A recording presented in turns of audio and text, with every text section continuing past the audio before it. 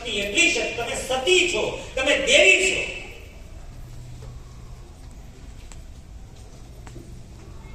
એક રાજા હાથીની અંબાડી પર આવતો હોય અને ભલે એ છાણા વીણતી છોકરી હોય અને ગરીબ પરિવારની હોય, રાજાના બાપની ઓકાત નથી કે દીકરીની સામે આંખ ઉઠાવી શકે. આ મહિલાની તાકાત છે.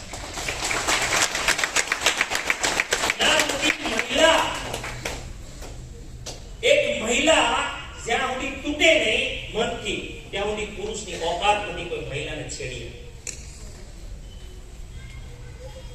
આજના દ્રશ્ય શું?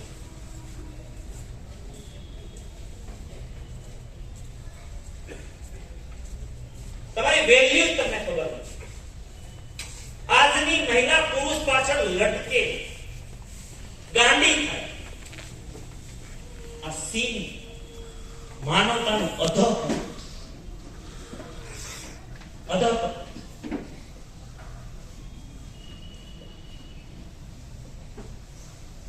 મહિલાએ કોઈ દિવસ પુરુષ પાછળ લટકવું ન પડે. ગમે એવો ખેર ખાવે ને એને મહિલા પાછળ લટકવું.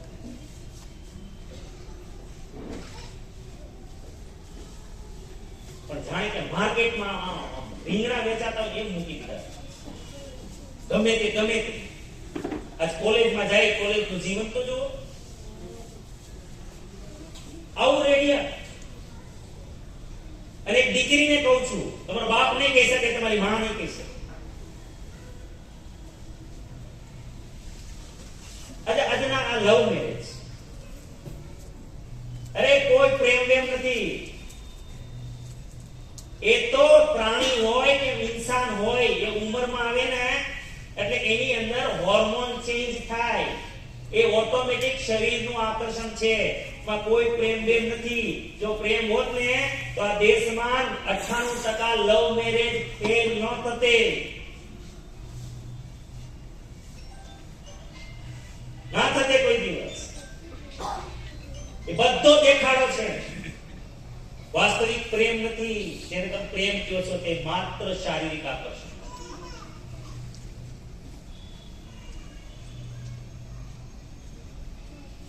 અને દીકરીઓને કહું, તમે ગમે તે ઉંમરના હશો, કોઈ દીકરી તો છો. આપણી સંસ્કૃતિમાં દીકરીને મા બાપ તરફથી માત્ર આપવાનું જ હોય છે. દીકરી પાસેથી લેવાતું નથી આપણે. આ તો આજકાલ ખબર નહીં જવાનો બદલાનો.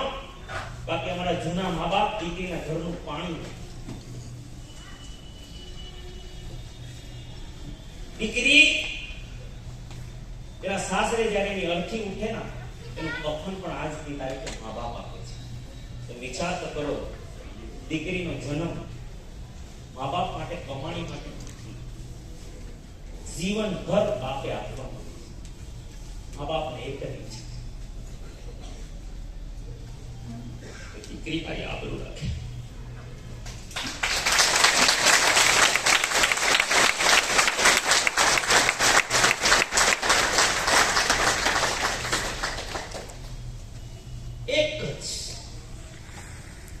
દીકરીને કારણે મા બાપને આબરૂ ન જાય. દીકરીને કારણે નીચું જવું પડે. એ ભૂલ દીકરીએ ન કરી. મા બાપ કઈ નથી, માત્ર ઇજ્જત જોઈએ છે. દીકરીને આપવા માટે જ મા બાપ ઘરાણા છે.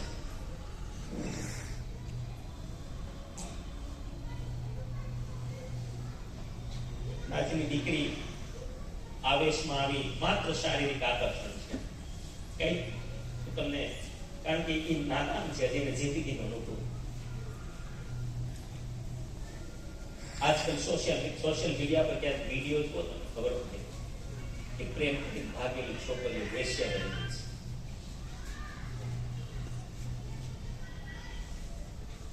શું કામ?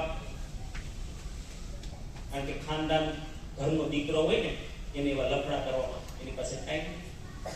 તમારી પાછળ તો જે આટા મારે છે ને, એ નકામી ના હોય છે, કોઈ કામના નથી હોતું. અને લવ મેરેજ શું કામ સક્સેસ કરતા શિલ્પાબેન? એમાં મા બાપના આશીર્વાદ નથી હોતા.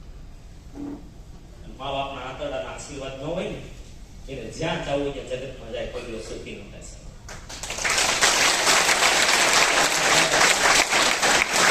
સાયન્સ વિજ્ઞાન ન થાય સફળ. અને હજી દીકરીઓને આગળ હજુ કહું તમને હજી આગળનું સ્ટેપ ખબર દીકરીઓ હજી અસલી જિંદગી અસલી બરબાદી તો પછી જીવનની શરૂ થાય છે ત્યારે ભાગી જાય છે. એને ખબર છે કે એના મા બાપ હવે સ્વીકારવાના નથી. છોકરાને શું ખબર છે એના સાસરિયાને મા બાપ સ્વીકારવાના નથી અને એના આશીર્વાદ નથી.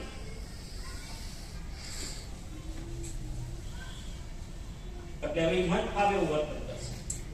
પ્રેમ હતો જ નહીં. પ્રેમ હોય તો જરા છુપી રીતે ટ્રાય કરજો. કોઈ રૂપાળી છોકરી એની સામે નીકળે ત્યારે જોઈ લેજો, ઓબ્ઝર્વ કરજો, વિડીયો ઉતારો, ખબર પડે. કા કોઈ તમારી બેનપણી હોય ને એને ટ્રાય કરાવજો એ કેટલા પાણીમાં છે ખબર પડી જશે.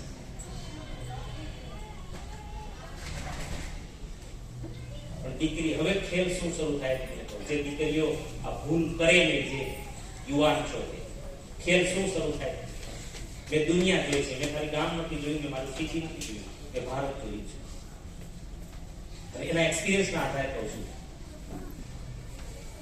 કે હવે ત્યારે દલદલ મરવાનું ક્યારે થાય ખબર. સમજો કે કોઈ દીકરી લવ મેરેજ કરી અને મનમાની કરી જતી રહી. હવે રક્ષાબંધન આવશે. આજુબાજુમાં પડોશમાં કોઈનો ભાઈ રાખડી બંધાવવા આવ્યો હશે કે કોઈ બેન ભાઈને રાખડી બાંધવા જાતી છે, તે દિવસે જે મરવું પડશે ને એ જિંદગીમાં એ ભૂલ એટલી ખરાબ સમજાશે પણ પછી પાછું વળવાનો રસ્તો નહીં હોય રડવા સિવાય. તે દિવસે જીવન નર્ક જેવું લાગશે. એ પ્રેમ નહીં લાગે, તે દિવસે પાપ લાગશે.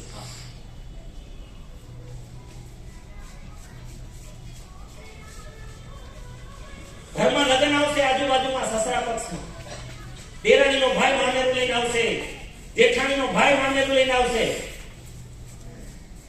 પણ તમારું કોઈ નહીં. તે દિવસે સમજાશે કે પિયરની વેલ્યુ શું હોય છે.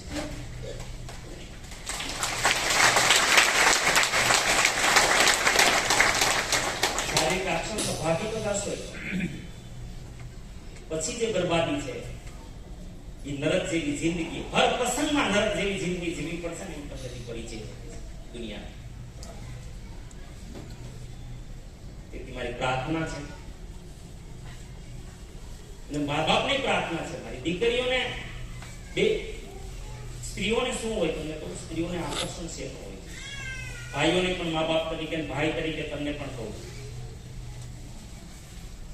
ઘરમાં બેન હોય, દીકરી હોય, પત્ની હોય, થોડા વખાણ કરતા શીખો. આ લોકો તરસે ભૂખે મરે છે. આ બધું ગમે એટલું સારું કામ કરે રામ તો આપણે તે શબ્દો સારા બોલે. એટલે થાય છે શું ખબર, ઇન્સાન છે ને પ્રેમનું પૂતળું છે. શેનું કહીશું છે અને હૂંફ જોઈએ, પ્રેમ. તમે બાળક ઉપરથી શીખો અને જાનવર ઉપરથી શીખો. જે જાનવરને હાથ ફેરવો ને જાનવર પણ તમારી પાસે રોજ આવવા માંડે છે.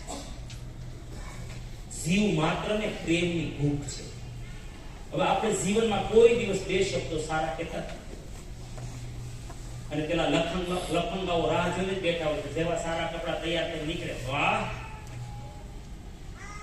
ઘરમાં કોઈ કહેતું નથી તો આને તો ભૂખ હતી. કોઈ દિવસ દીકરી પાસે બેસાડો, બેન પાસે બેસાડો, પતિને થોડી એક કરો. અહીંયા માળા પહેરાવું છું તમને શું લાગે પાગલ છું, સમય બગાડું તમારો? નહીં. એનિવર્સરી શું કામ મનાવવાનો કહું? પાગલ નથી, હું આ સમય નથી ખરાબ કરતો. આ જરૂરી છે. બાકી અત્યારે મેરિટલ અફેર એટલા ખતરનાક થઈ ગયું છે કે લગ્ન પૈસા કર્યા પછી લફડા. આ ઓછી નથી તકલીફ. હા કે ના? તેથી હું બધા ભાઈઓ બહેનોને કહું છું અને હું કરું છું સાહેબ. આ તો હું તમને કરાવું ને, ઘણા વડીલો તમે લોકો જુનવાણી માઇન્ડ હોય, તમે આમ થોડું હોય બચશે નહીં, ઈ તમને કહી દઉં. હું તો તેડાવું છું, આ તમે તેડાવ્યા નહીં. નકર હું માળા પહેરાવ્યા પછી દરેક પતિને કહું છું કે આને તેડો, પત્નીને. લગ્ન પછી તેડી તો કોઈ દી નથી. કયો માના હમ ખાઈને તેડી? અને હું એટલે કહું છું કે હું તેડું છું. આજ મને 53 વર્ષની ઉંમર છે. મારે જાળવવું છે મારું રિલેશન, મારી જવાબદારી. અને એટલે હું બિંદાસ જગતમાં ફરું છું. આજ મારી સાથે હજારો બહેનો રોજ ફોટા પડાવે છે, પણ મારી ઘરવાળીને શંકા નથી. મારી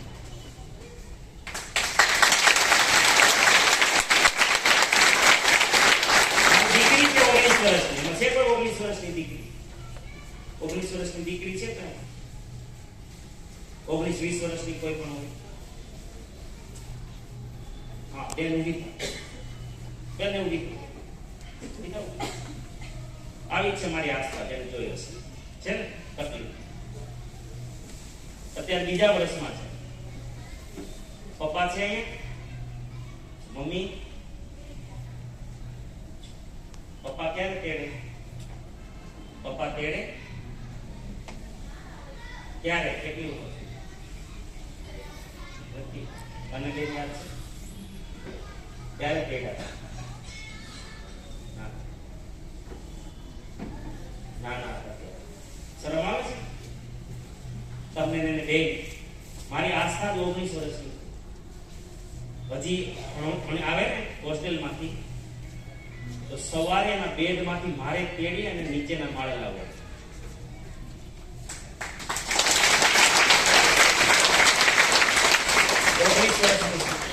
હજી હું પાછળ ને આંડિયા ફૂકે આંડિયો કરતા ગાંઠિયા પહેરતા. હા, હજી હું ગાંઠિયા પહેરતા કરું.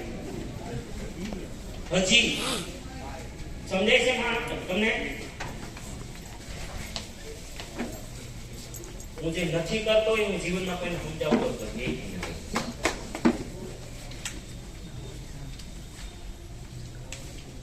હું મારી પત્ની સાથે હોઉં તો એટલો મસ્તી કરું છું કે તમને એમ લાગે કે આ કોઈ હજુ પરણીને આવ્યો છે. સાહેબ, આ જીવનની સચ્ચાઈ છે. તમે ખોટા આડંબરોમાં અને ભ્રમમાં રહી અને જીવન ખરાબ થાય છે.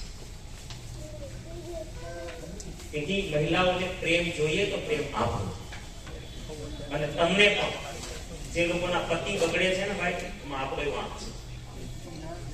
એને એટલો જ પ્રેમ છે, કારણ કે આખા દિવસમાં ઠોકરો ખાઈ પી ઘરે આવતો હોય તો તમે ઠોકરો ચડાવો તો એ કોઈ મીઠી સ્માઈલની રાહ જોતો હોય. ના, હું જો સત્ય કહું, હું એક તરફી નથી બોલતો, હું સત્ય કહું. હું પુરુષ છું એટલે મને ખબર છે. એને પણ પ્રેમની ઊંચની જરૂર. એને પણ પાસે બેસી માથે હાથ ફેરવો કે મેરે લાલ ક્યાં હુઆ, ये मत लाल पीला. अरे એટલું બોલો તો બધું ઉતરી જાય, હાથ ઉતરી જાય અમારો ભાઈ. ખાલી પાણીનું પૂછો ન ચાલે. હાથમાં હાથ લઈને બેસો. અને આજ સત્ય છે. આજ આપણે એટલા માટે તો અગ્નિની સાક્ષી તમને ફેરા ફેરવે છે યાર. બસો અહીંથી જાવ છો, બસો તમારા આવે છે, ઈ ભેગા થાવ છો 500 લોકોની હાજરીમાં. એ લાયસન્સ છે સમાજની ઓળી, પછી શરમ. આ કેવું નવું નાટક. અને આપણે એક બહુ ખરાબમાં ખરાબ ચિત્રણ કરી દીધું છે.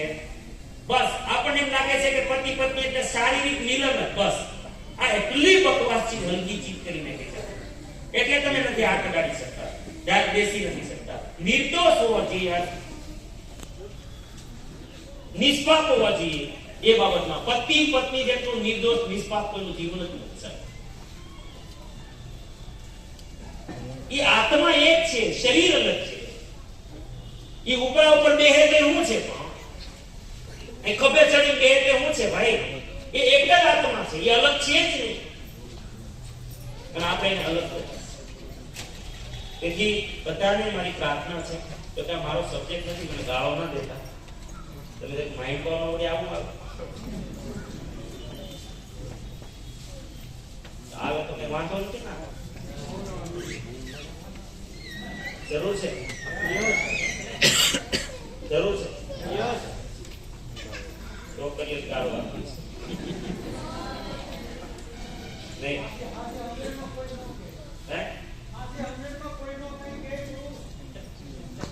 જરૂર છે ને?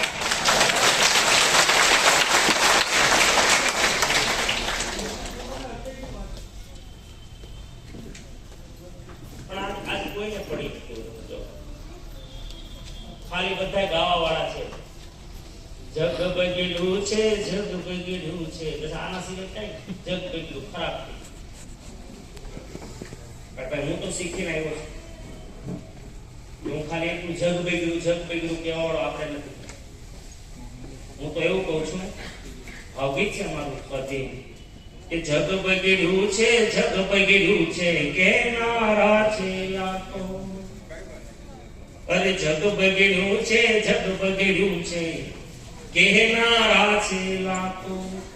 આ બગડેલાને સુંદર કરવા કોઈ વીર તો જાગો.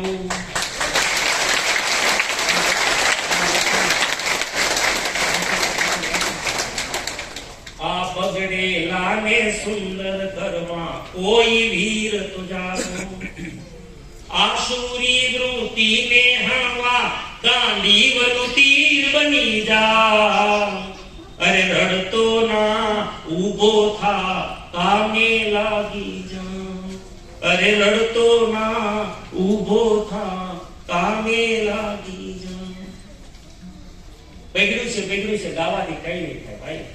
હું તો આ બગડેલાને સુધારવા માટે જ આ માઇન્ડ પાવર શીખ્યો હતો.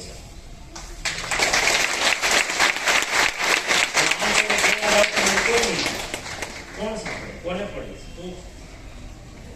તેથી માફી માંગુ છું કોઈ દુઃખ લાગ્યું હોય પણ સત્ય આ છે. અને આવા મેં કેટલાય છોકરીઓના કેસ ઉતાર્યા. મારા સગા સાધુભાઈની છોકરી માનવા તૈયાર નહીં, જીભ પકડીને બેઠી હતી. ખાલી મેં આટલા અમુક સવાલો કરી દીધા. બેટા તને ખાલી આજની જ ખબર છે, પણ મા બાપ નથી સ્વીકારવાના મને ખબર છે. અને પછીનું પ્રશ્ન જે સીન સરળતા છે સહન કરવાની તેવડ હોય તો જા હું તને લગ્ન કરાવી દઉં. એ છોકરી એ જ સેકન્ડે નિર્ણય લઈ લીધો. માસા મારી આંખ ખોલી નાખી, મારી ભૂલ હતી.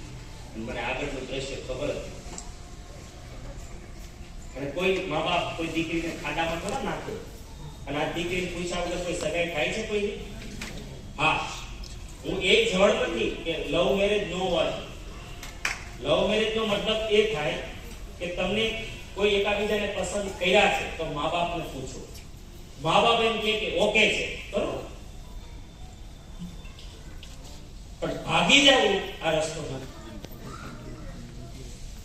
સમજાય છે વાત? તો દુઃખ ન લગાડતો. લાગે તો બે રોટલો મદદ થાય છે. બીજું નતું દાદા શું ચાલો